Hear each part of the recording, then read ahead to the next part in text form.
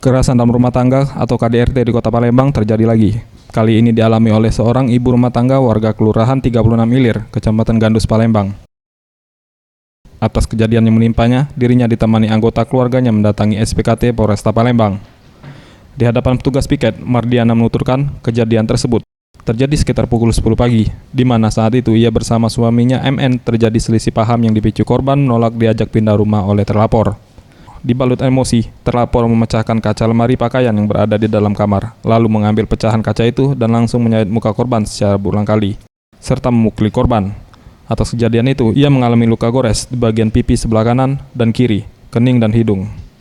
Saya pindah sebelum dia mendapat pegawaian masak dia dulu tempat ayahku. Tempat dia nak ngajak pindah lah, tempat nak marah. Marah. Terus kita diapain? Disilanya pakai kaca pecah.